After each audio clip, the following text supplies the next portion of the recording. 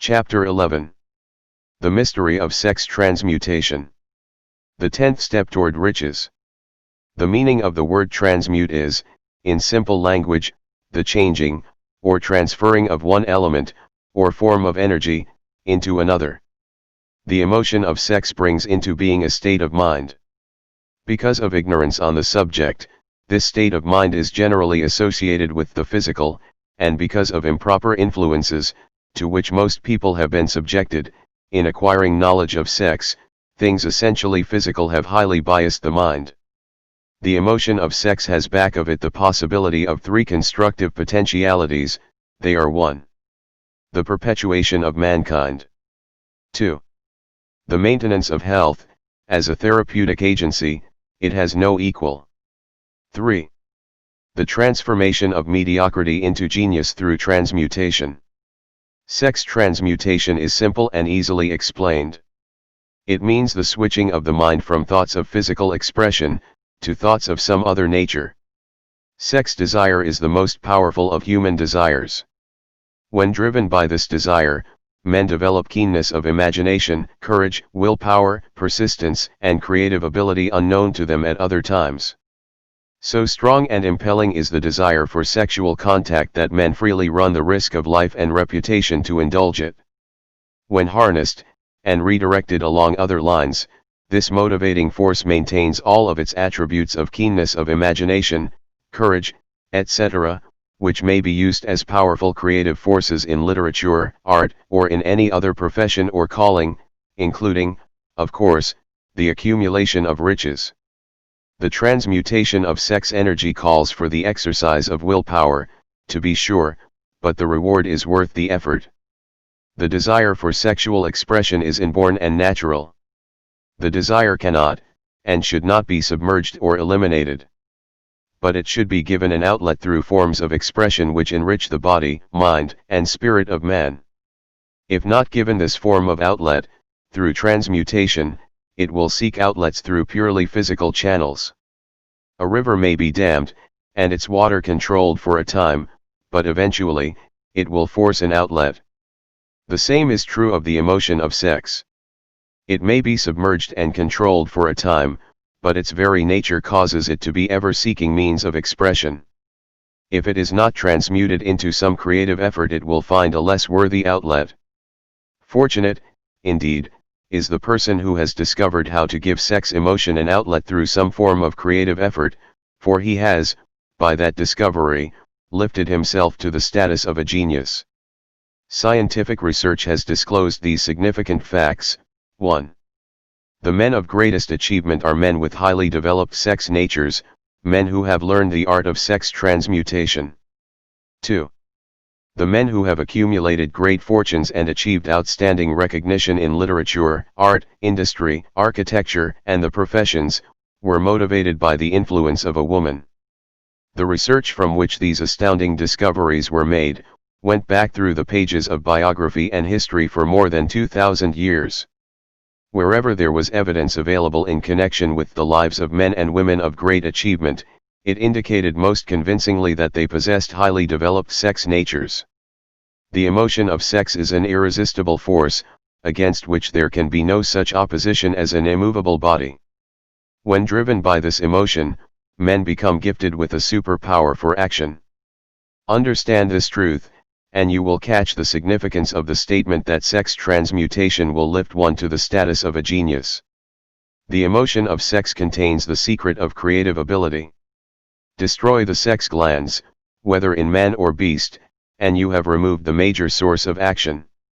For proof of this, observe what happens to any animal after it has been castrated. A bull becomes as docile as a cow after it has been altered sexually. Sex alteration takes out of the male, whether man or beast, all the fight that was in him. Sex alteration of the female has the same effect. The 10 mind stimuli. The human mind responds to stimuli, through which it may be keyed up to high rates of vibration, known as enthusiasm, creative imagination, intense desire, etc. The stimuli to which the mind responds most freely are 1. The desire for sex expression. 2. Love. 3. A burning desire for fame, power, or financial gain, money. 4. Music. 5. Friendship between either those of the same sex, or those of the opposite sex. 6. A mastermind alliance based upon the harmony of two or more people who ally themselves for spiritual or temporal advancement. 7. Mutual suffering, such as that experienced by people who are persecuted. 8. Autosuggestion. 9. Fear. 10. Narcotics and alcohol. The desire for sex expression comes at the head of the list of stimuli, which most effectively step up the vibrations of the mind and start the wheels of physical action. 8 of these stimuli are natural and constructive. 2 are destructive. The list is here presented for the purpose of enabling you to make a comparative study of the major sources of mind stimulation. From this study, it will be readily seen that the emotion of sex is, by great odds, the most intense and powerful of all mind stimuli. This comparison is necessary as a foundation for proof of the statement that transmutation of sex energy may lift one to the status of a genius. Let us find out what constitutes a genius. Some wiseacre has said that a genius is a man who wears long hair, eats queer food, lives alone, and serves as a target for the joke makers. A better definition of a genius is, a man who has discovered how to increase the vibrations of thought to the point where he can freely communicate with sources of knowledge not available through the ordinary rate of vibration of thought. The person who thinks will want to ask some questions concerning this definition of genius. The first question will be, how may one communicate with sources of knowledge which are not available through the ordinary rate of vibration of thought? The next question will be, are there known sources of knowledge which are available only to genii, and if so, what are these sources, and exactly how may they be reached? We shall offer proof of the soundness of some of the more important statements made in this book, or at least we shall offer evidence through which you may secure your own proof through experimentation, and in doing so, we shall answer both of these questions.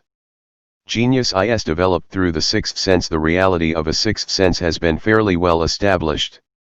This sixth sense is creative imagination. The faculty of creative imagination is one which the majority of people never use during an entire lifetime, and if used at all, it usually happens by mere accident. A relatively small number of people use, with deliberation and purpose aforethought, the faculty of creative imagination.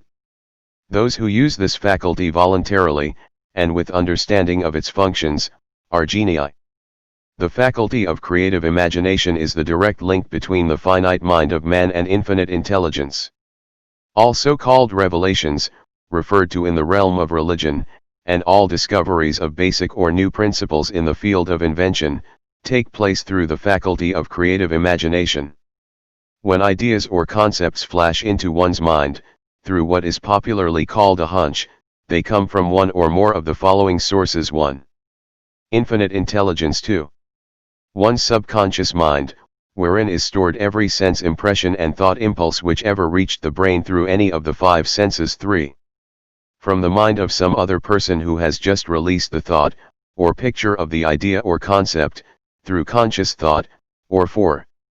From the other person's subconscious storehouse. There are no other known sources from which inspired ideas or hunches may be received. The creative imagination functions best when the mind is vibrating, due to some form of mind stimulation, at an exceedingly high rate.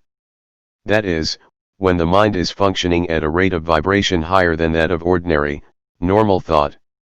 When brain action has been stimulated, through one or more of the 10 mind stimulants, it has the effect of lifting the individual far above the horizon of ordinary thought, and permits him to envision distance, scope, and quality of thoughts not available on the lower plane, such as that occupied while one is engaged in the solution of the problems of business and professional routine. When lifted to this higher level of thought, through any form of mind stimulation, an individual occupies, relatively, the same position as one who has ascended in an airplane to a height from which he may see over and beyond the horizon line which limits his vision, while on the ground.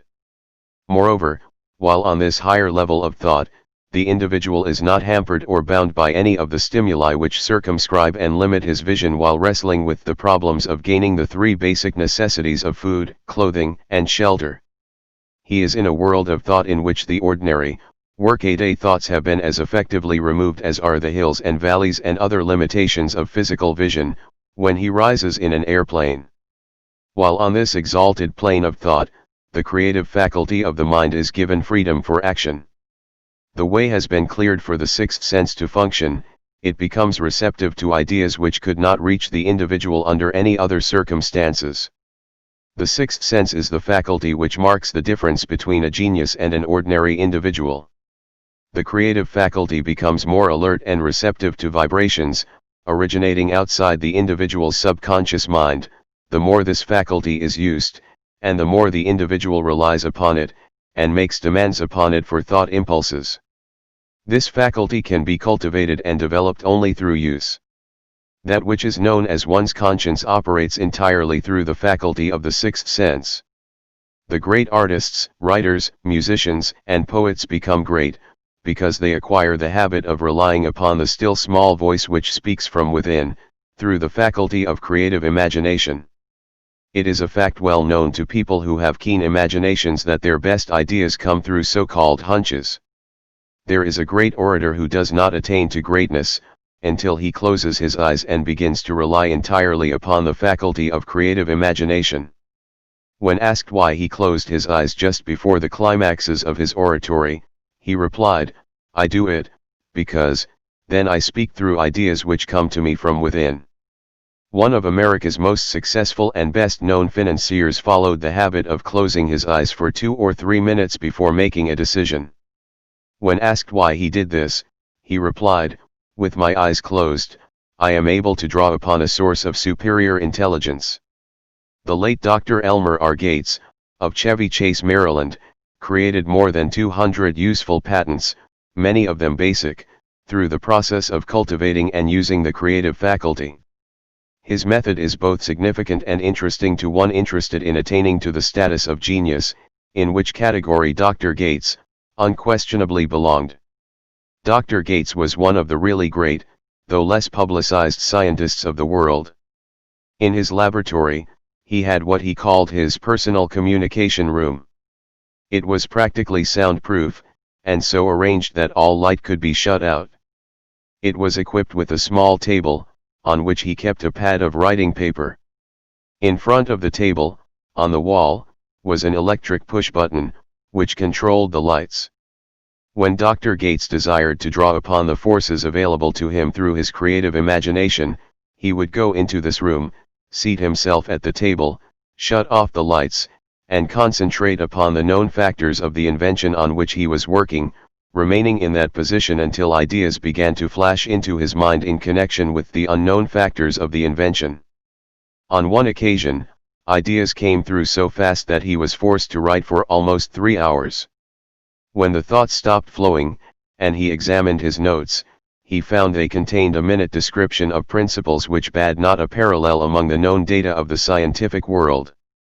Moreover, the answer to his problem was intelligently presented in those notes.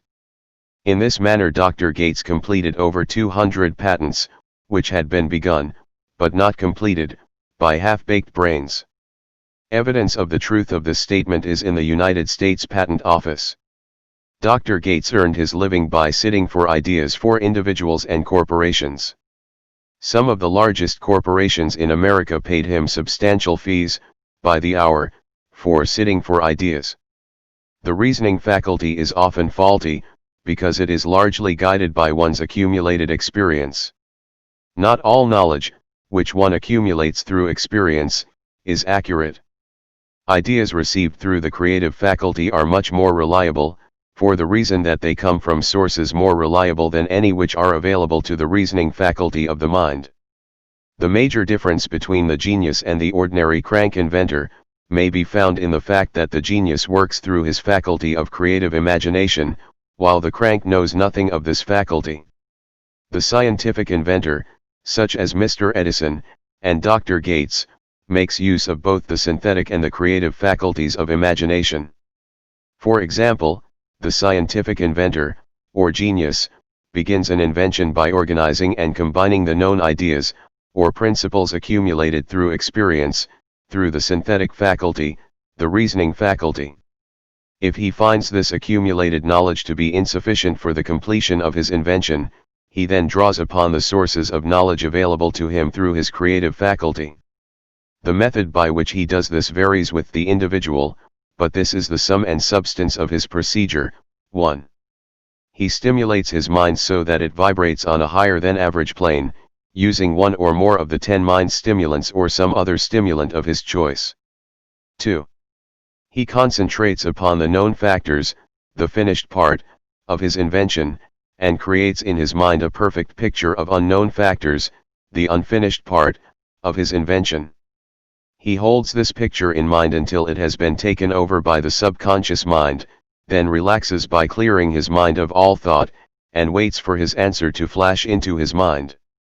Sometimes the results are both definite and immediate. At other times, the results are negative, depending upon the state of development of the sixth sense, or creative faculty. Mr. Edison tried out more than 10,000 different combinations of ideas through the synthetic faculty of his imagination before he tuned in through the creative faculty, and got the answer which perfected the incandescent light. His experience was similar when he produced the talking machine. There is plenty of reliable evidence that the faculty of creative imagination exists. This evidence is available through accurate analysis of men who have become leaders in their respective callings, without having had extensive educations. Lincoln was a notable example of a great leader who achieved greatness, through the discovery, and use of his faculty of creative imagination. He discovered, and began to use this faculty as the result of the stimulation of love which he experienced after he met Anne Rutledge, a statement of the highest significance, in connection with the study of the source of genius. The pages of history are filled with the records of great leaders whose achievements may be traced directly to the influence of women who aroused the creative faculties of their minds, through the stimulation of sex desire. Napoleon Bonaparte was one of these. When inspired by his first wife, Josephine, he was irresistible and invincible. When his better judgment or reasoning faculty prompted him to put Josephine aside, he began to decline. His defeat and St. Helena were not far distant. If good taste would permit, we might easily mention scores of men, well known to the American people, who climbed to great heights of achievement under the stimulating influence of their wives, only to drop back to destruction after money and power went to their heads, and they put aside the old wife for a new one. Napoleon was not the only man to discover that sex influence, from the right source, is more powerful than any substitute of expediency, which may be created by mere reason. The human mind responds to stimulation. Among the greatest, and most powerful of these stimuli is the urge of sex. When harnessed and transmuted, this driving force is capable of lifting men into that higher sphere of thought which enables them to master the sources of worry and petty annoyance which beset their pathway on the lower plane. Unfortunately, only the genii have made the discovery. Others have accepted the experience of sex urge, without discovering one of its major potentialities, a fact which accounts for the great number of others as compared to the limited number of genii. For the purpose of refreshing the memory, in connection with the facts available from the biographies of certain men, we here present the names of a few men of outstanding achievement, each of whom was known to have been of a highly sexed nature. The genius which was theirs, undoubtedly found its source of power in transmuted sex energy. George Washington, Napoleon Bonaparte, William Shakespeare, Abraham Lincoln, Ralph Waldo Emerson, Robert Burns, Thomas Jefferson, Albert Hubbard, Albert H. Gary, Oscar Wilde, Woodrow Wilson, John H. Patterson, Andrew Jackson, Enrico Caruso. Your own knowledge of biography will enable you to add to this list. Find, if you can, a single man, in all history of civilization, who achieved outstanding success in any calling, who was not driven by a well-developed sex nature. If you do not wish to rely upon biographies of men not now living, take inventory of those whom you know to be men of great achievement, and see if you can find one among them who is not highly sexed. Sex energy is the creative energy of all genii. There never has been, and never will be a great leader, builder, or artist lacking in this driving force of sex. Surely no one will misunderstand these statements to mean that all who are highly sexed are genii. Man attains to the status of a genius only when, and if, he stimulates his mind so that it draws upon the forces available, through the creative faculty of the imagination. Chief among the stimuli with which this stepping up of the vibrations may be produced is sex energy. The mere possession of this energy is not sufficient to produce a genius. The energy must be transmuted from desire for physical contact, into some other form of desire and action, before it will lift one to the status of a genius. Far from becoming genii, because of great sex desires, the majority of men lower themselves, through misunderstanding and misuse of this great force, to the status of the lower animals. Why men seldom succeed before 40? I discovered, from the analysis of over 25,000 people, that men who succeed in an outstanding way, seldom do so before the age of 40, and more often they do not strike their real pace until they are well beyond the age of 50. This fact was so astounding that it prompted me to go into the study of its cause most carefully, carrying the investigation over a period of more than 12 years. This study disclosed the fact that the major reason why the majority of men who succeed do not begin to do so before the age of 40 to 50, is their tendency to dissipate their energies through overindulgence in physical expression of the emotion of sex. The majority of men never learn that the urge of sex has other possibilities, which far transcend in importance, that of mere physical expression. The majority of those who make this discovery, do so after having wasted many years at a period when the sex energy is at its height, prior to the age of 45 to 50. This usually is followed by noteworthy achievement. The lives of many men up to, and sometimes well past the age of 40, reflect a continued dissipation of energies, which could have been more profitably turned into better channels. Their finer and more powerful emotions are sown wildly to the four winds. Out of this habit of the male, grew the term, sowing his wild oats. The desire for sexual expression is by far the strongest and most impelling of all the human emotions, and for this very reason this desire, when harnessed and transmuted into action, other than that of physical expression, may raise one to the status of a genius. One of America's most able businessmen frankly admitted that his attractive secretary was responsible for most of the plans he created. He admitted that her presence lifted him to heights of creative imagination, such as he could experience under no other stimulus. One of the most successful men in America owes most of his success to the influence of a very charming young woman, who has served as his source of inspiration for more than 12 years. Everyone knows the man to whom this reference is made, but not everyone knows the real source of his achievements. History is not lacking in examples of men who attained to the status of genii, as the result of the use of artificial mind stimulants in the form of alcohol and narcotics. Edgar Allan Poe wrote The Raven while under the influence of liquor, dreaming dreams that mortal never dared to dream before. James Whitcomb Riley did his best writing while under the influence of alcohol. Perhaps it was thus he saw the ordered intermingling of the real and the dream, the mill above the river, and the mist above the stream. Robert Burns wrote best when intoxicated, for auld lang syne, my dear, we'll take a cup of kindness yet, for auld lang syne. But let it be remembered that many such men have destroyed themselves in the end. Nature has prepared her own potions with which men may safely stimulate their minds so they vibrate on a plane that enables them to tune into fine and rare thoughts which come from no man knows where. No satisfactory substitute for nature's stimulants has ever been found. It is a fact well known to psychologists that there is a very close relationship between sex desires and spiritual urges, a fact which accounts for the peculiar behavior of people who participate in the orgies known as religious revivals, common among the primitive types. The world is ruled, and the destiny of civilization is established, by the human emotions. People are influenced in their actions, not by reason so much as by feelings. The creative faculty of the mind is set into action entirely by emotions, and not by cold reason. The most powerful of all human emotions is that of sex. There are other mind stimulants, some of which have been listed, but no one of them, nor all of them combined, can equal the driving power of sex. A mind stimulant is any influence which will either temporarily, or permanently, increase the vibrations of thought.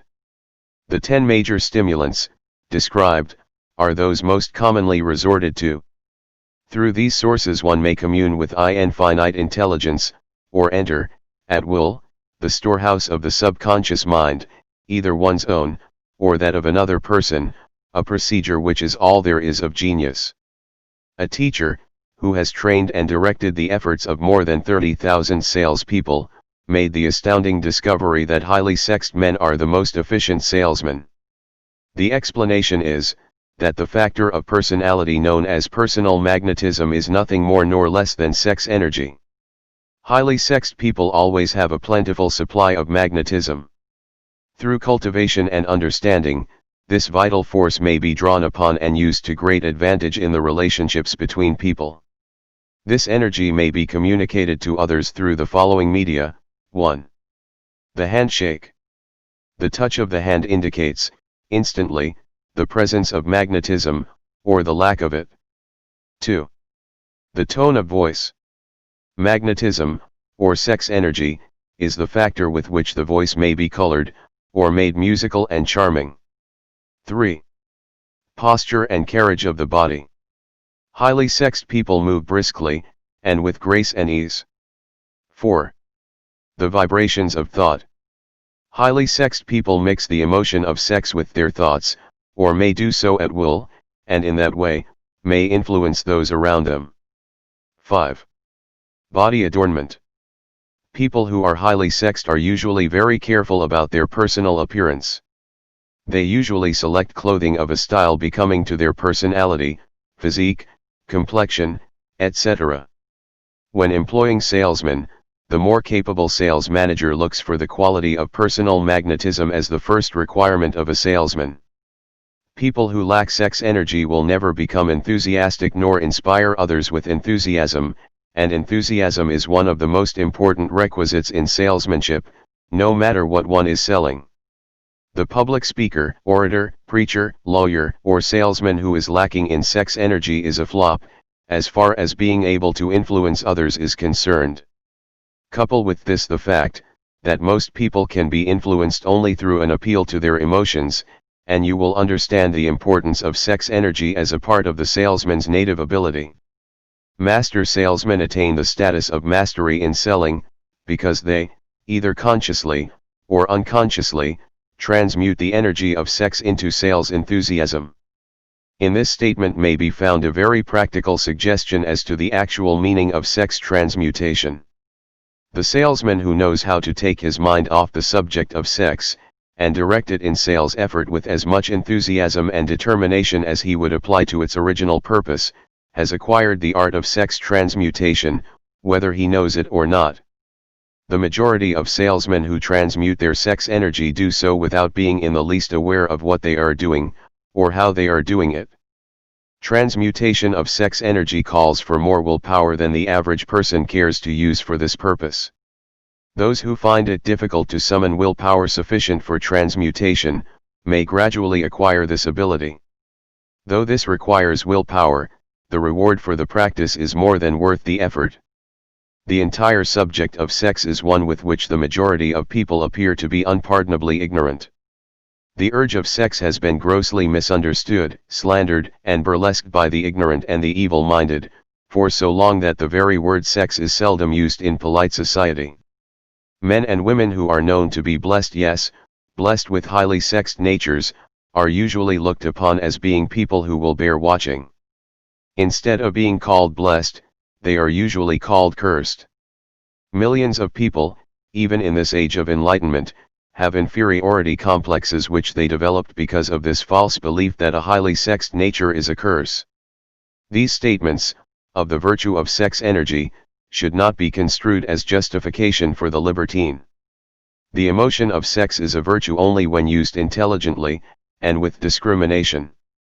It may be misused, and often is, to such an extent that it debases, instead of enriches, both body and mind.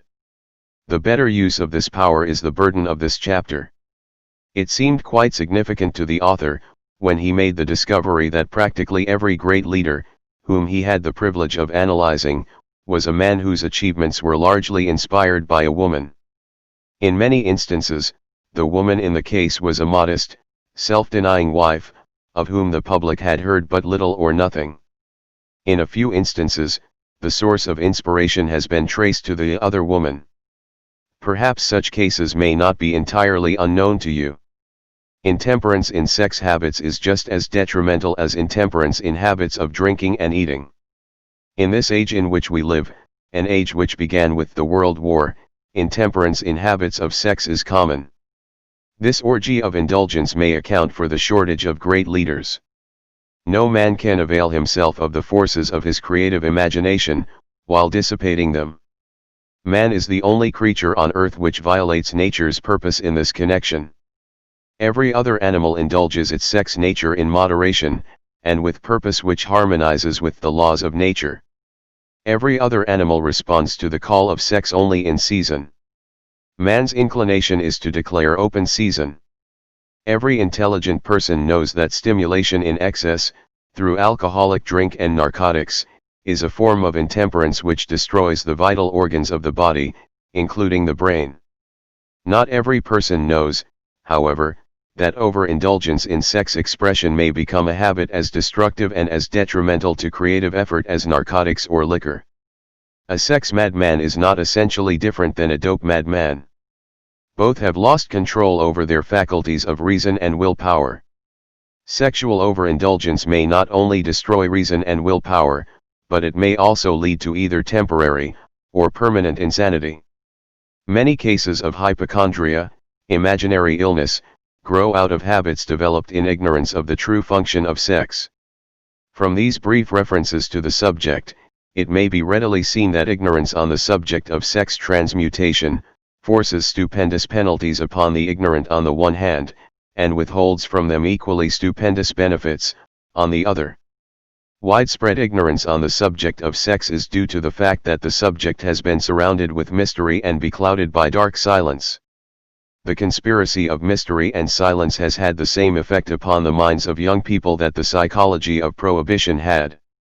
The result has been increased curiosity, and desire to acquire more knowledge on this forbidden subject, and to the shame of all lawmakers, and most physicians by training best qualified to educate youth on that subject, information has not been easily available.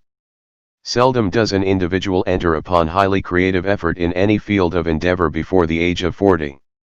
The average man reaches the period of his greatest capacity to create between 40 and 60. These statements are based upon analysis of thousands of men and women who have been carefully observed. They should be encouraging to those who fail to arrive before the age of 40, and to those who become frightened at the approach of old age, around the 40-year mark. The years between 40 and 50 are, as a rule, the most fruitful. Man should approach this age, not with fear and trembling, but with hope and eager anticipation. If you want evidence that most men do not begin to do their best work before the age of 40, study the records of the most successful men known to the American people, and you will find it. Henry Ford had not hit his pace of achievement until he had passed the age of 40. Andrew Carnegie was well past 40 before he began to reap the reward of his efforts. James J. Hill was still running a telegraph key at the age of 40. His stupendous achievements took place after that age. Biographies of American industrialists and financiers are filled with evidence that the period from 40 to 60 is the most productive age of man. Between the ages of 30 and 40, man begins to learn, if he ever learns, the art of sex transmutation. This discovery is generally accidental, and more often than otherwise, the man who makes it is totally unconscious of his discovery. He may observe that his powers of achievement have increased around the age of 35 to 40, but in most cases, he is not familiar with the cause of this change, that nature begins to harmonize the emotions of love and sex in the individual, between the ages of 30 and 40, so that he may draw upon these great forces, and apply them jointly as stimuli to action. Sex, alone, is a mighty urge to action, but its forces are like a cyclone, they are often uncontrollable. When the emotion of love begins to mix itself with the emotion of sex, the result is calmness of purpose, poise, accuracy of judgment, and balance. What person, who has attained to the age of 40, is so unfortunate as to be unable to analyze these statements, and to corroborate them by his own experience? When driven by his desire to please a woman, based solely upon the emotion of sex, a man may be, and usually is, capable of great achievement, but his actions may be disorganized, distorted, and totally destructive. When driven by his desire to please a woman, based upon the motive of sex alone, a man may steal, cheat, and even commit murder. But when the emotion of love is mixed with the emotion of sex, that same man will guide his actions with more sanity, balance, and reason. Criminologists have discovered that the most hardened criminals can be reformed through the influence of a woman's love. There is no record of a criminal having been reformed solely through the sex influence. These facts are well known, but their cause is not. Reformation comes, if at all, through the heart, or the emotional side of man, not through his head, or reasoning side. Reformation means a change of heart. It does not mean a change of head. A man may, because of reason, make certain changes in his personal conduct to avoid the consequences of undesirable effects, but genuine reformation comes only through a change of heart, through a desire to change. Love, romance, and sex are all emotions capable of driving men to heights of superachievement. Love is the emotion which serves as a safety valve, and ensures balance, poise, and constructive effort. When combined, these three emotions may lift one to an altitude of a genius. There are genii, however, who know but little of the emotion of love. Most of them may be found engaged in some form of action which is destructive, or at least, not based upon justice and fairness toward others. If good taste would permit, a dozen genii could be named in the field of industry and finance, who ride ruthlessly over the rights of their fellow men. They seem totally lacking in conscience. The reader can easily supply his own list of such men. The emotions are states of mind. Nature has provided man with a chemistry of the mind which operates in a manner similar to the principles of chemistry of matter. It is a well-known fact that, through the aid of chemistry of matter, a chemist may create a deadly poison by mixing certain elements, none of which are in themselves harmful in the right proportions. The emotions may, likewise, be combined so as to create a deadly poison. The emotions of sex and jealousy, when mixed, may turn a person into an insane beast. The presence of any one or more of the destructive emotions in the human mind, through the chemistry of the mind, sets up a poison which may destroy one's sense of justice and fairness. In extreme cases, the presence of any combination of these emotions in the mind may destroy one's reason. The road to genius consists of the development, control, and use of sex, love, and romance. Briefly, the process may be stated as follows: encourage the presence of these emotions as the dominating thoughts in one's mind, and discourage the presence of all the destructive emotions.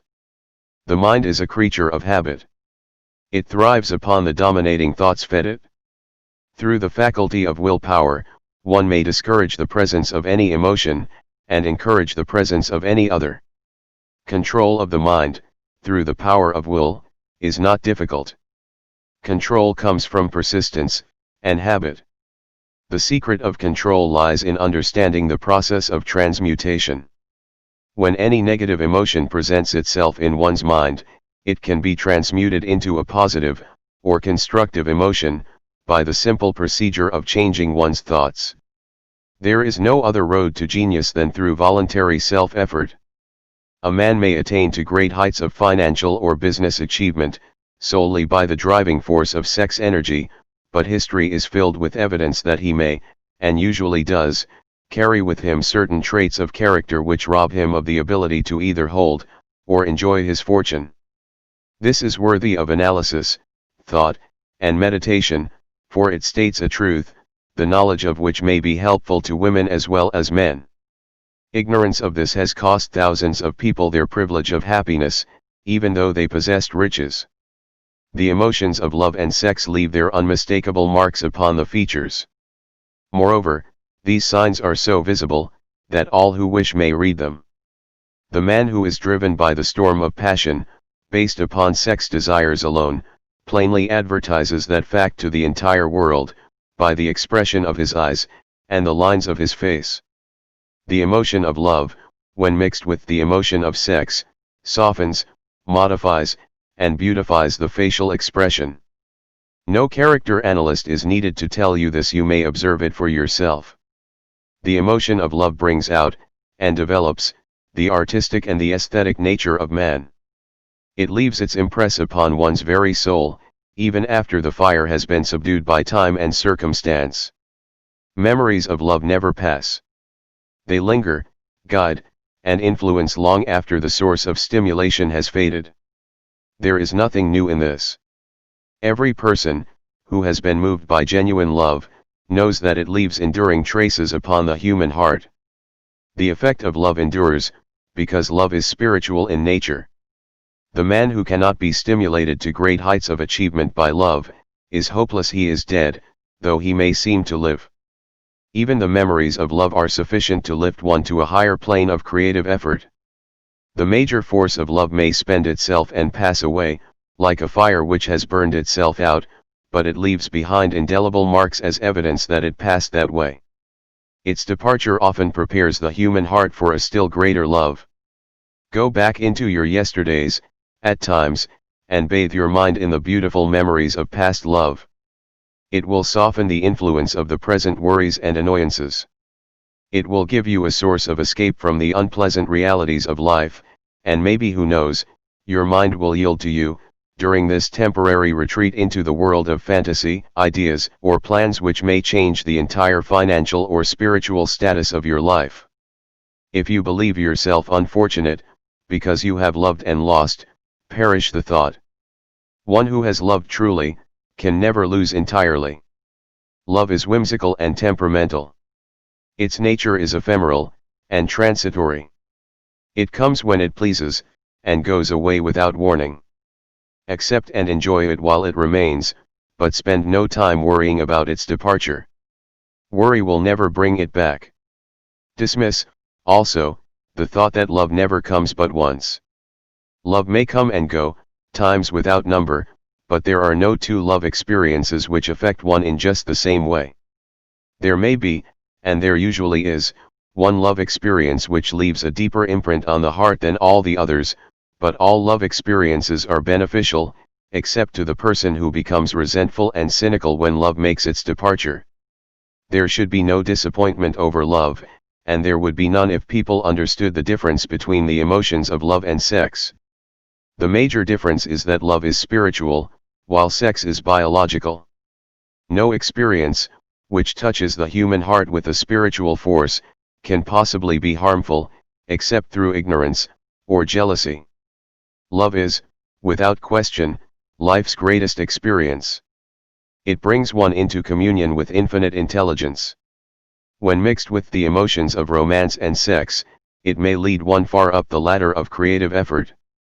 The emotions of love, sex, and romance are sides of the eternal triangle of achievement-building genius. Nature creates genii through no other force. Love is an emotion with many sides, shades, and colors. The love which one feels for parents, or children is quite different from that which one feels for one's sweetheart. The one is mixed with the emotion of sex, while the other is not. The love which one feels in true friendship is not the same as that felt for one's sweetheart, parents, or children, but it, too, is a form of love. Then, there is the emotion of love for things inanimate, such as the love of nature's handiwork. But the most intense and burning of all these various kinds of love, is that experienced in the blending of the emotions of love and sex. Marriages, not blessed with the eternal affinity of love, properly balanced and proportioned, with sex, cannot be happy ones and seldom endure. Love, alone, will not bring happiness in marriage, nor will sex alone. When these two beautiful emotions are blended, marriage may bring about a state of mind, closest to the spiritual that one may ever know on this earthly plane.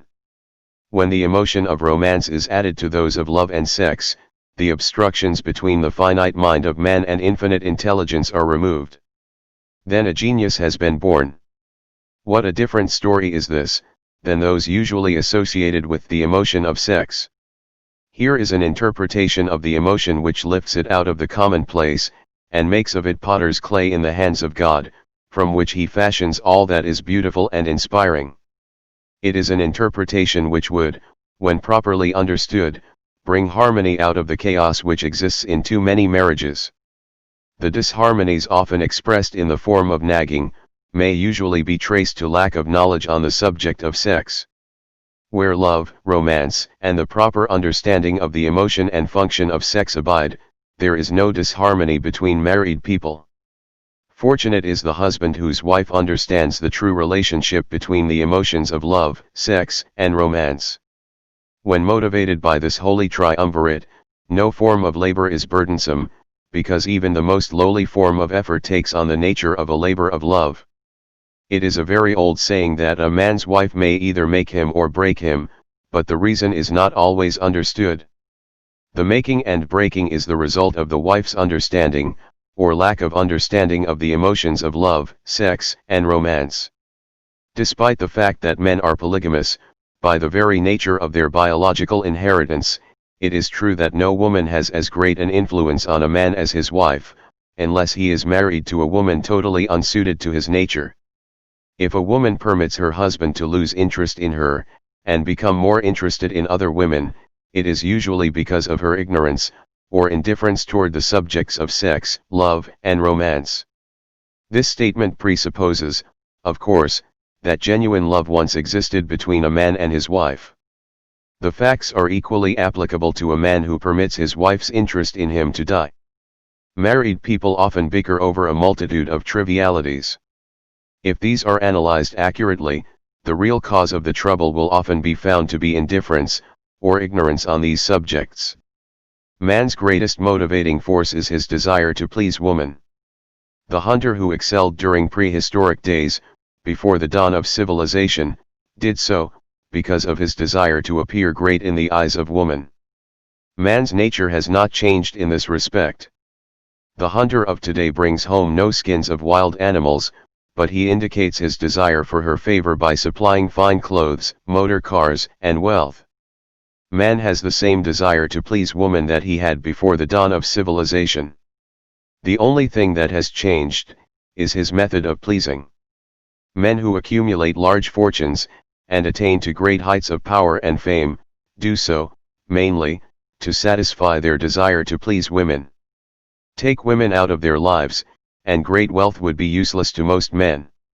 It is this inherent desire of man to please woman, which gives woman the power to make or break a man.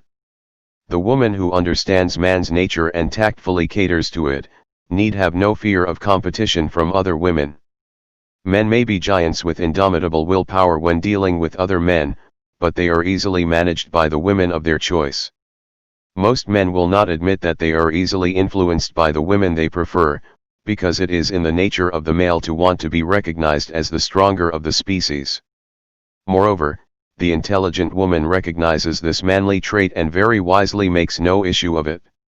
Some men know that they are being influenced by the women of their choice, their wives, sweethearts, mothers, or sisters, but they tactfully refrain from rebelling against the influence because they are intelligent enough to know that no man is happy or complete without the modifying influence of the right woman. The man who does not recognize this important